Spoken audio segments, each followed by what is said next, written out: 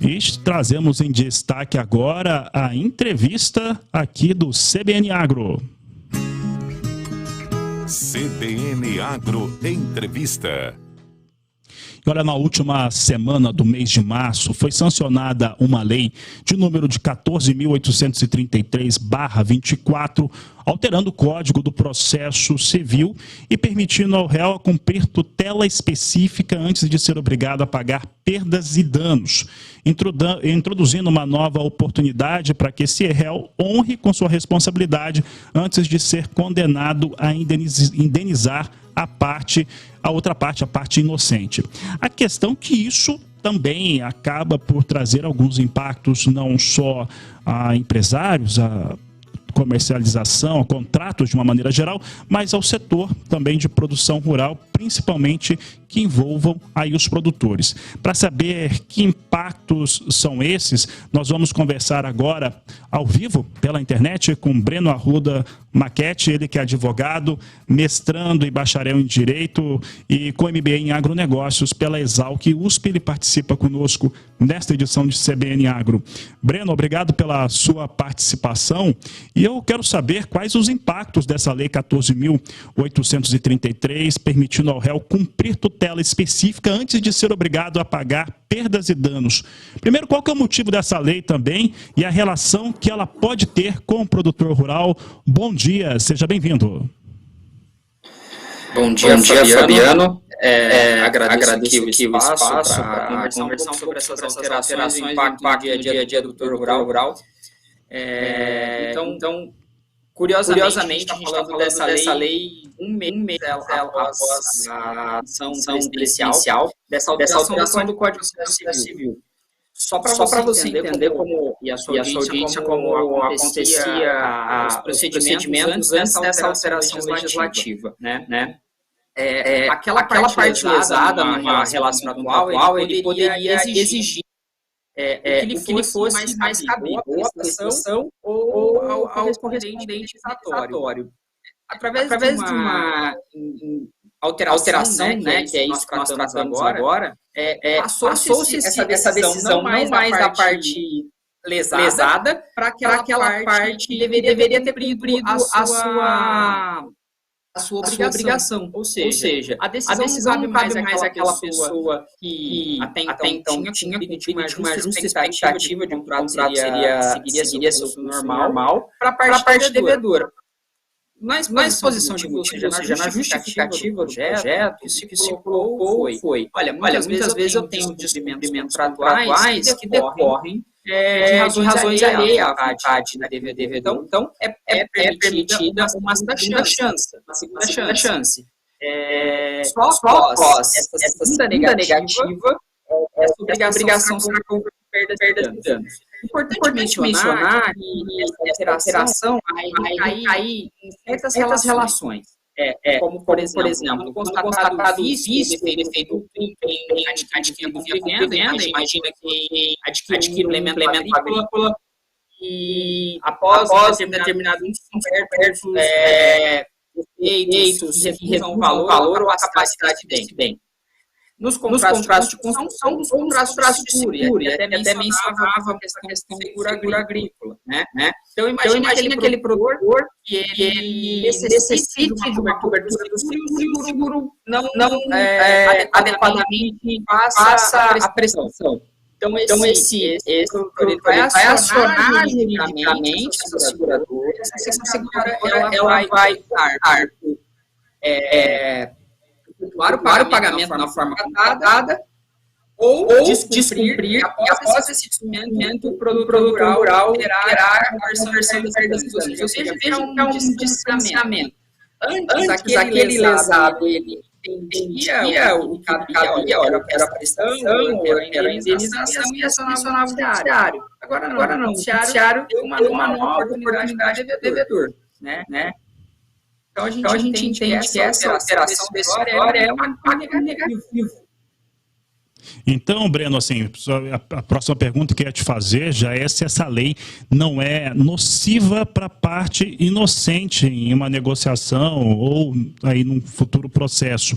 Mas aí eu te pergunto o seguinte: por que uma lei que faz com que a decisão sobre a resolução do problema, né, ela recai sobre o devedor, e aí você tem ainda um prazo maior ainda para que a parte inocente venha a receber aquilo que é de direito.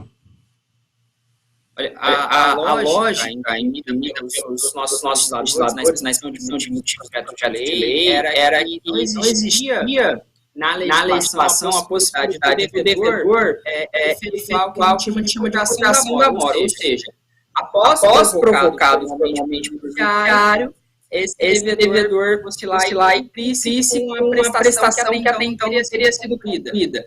A lógica nos parece adequada de uma certa maneira, mas mal implementada. Porque, de novo, a parte inocente ela já está sofrendo para não prestar serviço, para não prestar se ela contratual cabia. Isso vai traindo tempo.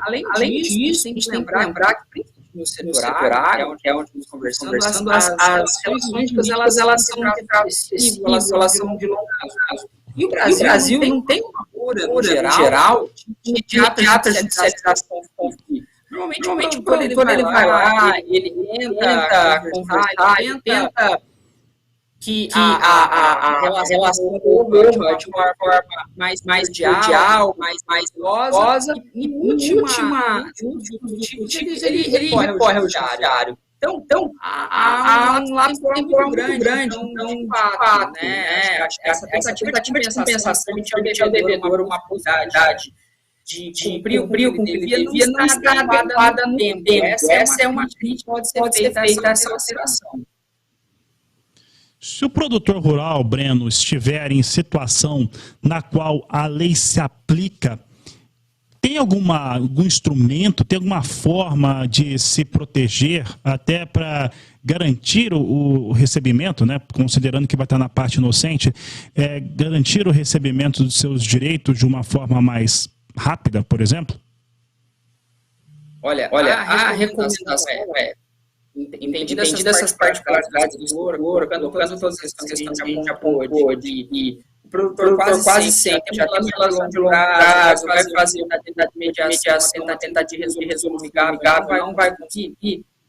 A recomendação é que seja procurada uma orientação para que seja registrado, principalmente que aquela prestação ela não vai ser mais útil no momento em eu acionar o judiciário, e que só a indenização será cabível, e na medida do que for possível, que seja suprimido esse prazo do devedor, para que ele faça essa prestação alternativa, ou que ele tenha um prazo adicional. Então, a recomendação é procurar uma orientação para que seja registrada a inutilidade da prestação posterior e que ela imediatamente se dê em forma de perdas e danos. Tá certo, Breno. Breno, e para encerrarmos aqui, deixa eu te fazer uma pergunta. O que você recomenda, aí não só para produtores rurais, que a gente está falando na rádio, está aberta para todo o Mato Grosso do Sul e pela internet no país inteiro, o que você recomendaria para empresários, para produtores, para alguém que possa se ver nestas condições? Fabiano, a recomendação é que tão logo se encontre nessa situação, ou seja, que tenha uma prestação não cumprida, ele procure um assessoramento, né, orientações de um profissional, para que ele desde já deixe registrado a insuficiência da prestação posterior, ou seja, que aquele que deveria ter cumprido com um contrato lá atrás não vai ser mais efetiva essa prestação e que ele deve ser adequadamente indenizado. Então, toda essa comprovação, desde o início, se faz necessária para quando a ação for ajuizada, ter um efetivo desfecho, né? Principalmente para a comprovação de que aquilo no passado não se faz mais justificável no momento do acionamento judicial. Tá certo. Breno, eu agradeço a sua participação aqui no CBN Agro Campo Grande. Um ótimo dia a você, um bom final de semana. Muito obrigado, Fabiano.